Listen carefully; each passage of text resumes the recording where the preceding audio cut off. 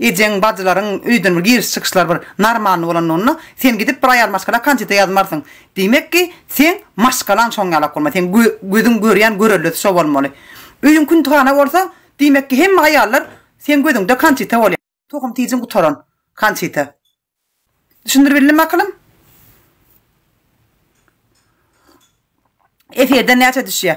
Efirden padarka atılışına uğra düşüyor aklım. Geliyorum tamam canım. Efirden padarkalan gelişine uğra düşüyor arkadaşlar. Tamam canım kimseyi almıyorum. Efirden kim neyme atsın? Bu da acar neyme berse ırskına. Aç alım yok Allah cara şükür. Aç oyun oklar. Daşar yurtta işlep önce doğuncuklamı ciglenmez va. Maňa padarka atyanların hemmeten daşar yurtlarda. Ya olmasa Türkiýe içinde de bolup biler ama hiçbirini tanamok yakından göremok hiçbirini. Ayarlığını olarak, sıyla hormat oyarak atyalar. Men hediye attırıp da padarka alıp, ödülüne gidip yazışıp, nomer alışıp, gidip onun namına dirreşip verenlerden değerli arkadaşlar. İçimizde badır öylelerim. Var yani, yok değil yani, bilyersen benim de.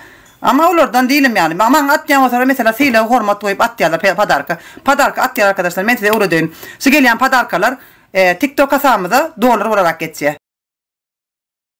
Dolar olarak kartımı da bağlayaz. Kartımı da Anim şu kartdan çek yaz pulumuzu. Günümüzde 20 dolar düştün, 30 dolar düştün, 5 dolar düştün, 10 dolar düştün. Yani iyicemiz, işyemiz, geçireceğimiz bol ya yani aç alamda Hudaya şükür. Düşündür bildin mi?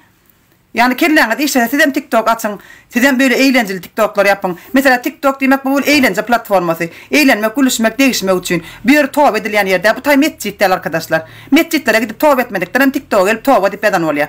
O pıttıklar porsa van yuç küntülerim stakir tövbe edip ediyor. Vay Huday taklasın ne olup ediyorlar. O celepler öldürünü yobur gözleyerler. Sebemin yayınımda köp adam oturuyor, yüzlerce adam oturuyor oyun. O gancıklar öl pıttıklarını geçirmek için porsa pıttıklar geçen o. Son için oğlanlara gelip öldürünü reklam ediyorlar.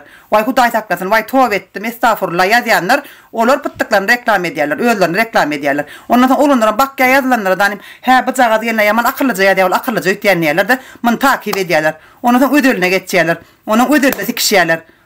Düşündünüz mü? Son için TikTok'lar bu tay mescitler, tövbe edecek olsanız, tövbe gelecek olsanız mescitlere gidip tövbe edin. Düştünüz mü?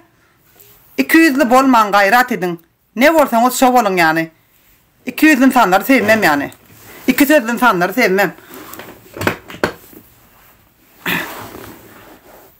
Vallahi TikTok'uma gelip tövbe estağfurullah ya diyenlere ne alet olsun yani. Sevmiyorum.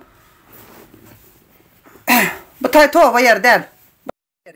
Eğleneceksin, gülüşeceksin, değişeceksin. Ağzı bozuk ama bozuk değil andat yok. Ağzınız bozuk olup bilir. Meni ağzı bozuktan korkamam arkadaşlar. Bak benim köpüğürün adam. Ağzı bozuktan korkamam. Estağfurullah diyenlerden korkken. Huday saklasın diyenlerden korkken. Düşündür bildin mi?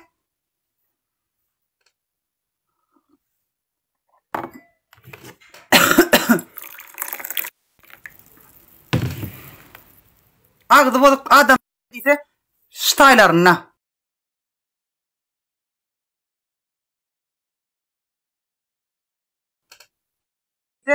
Staylarına.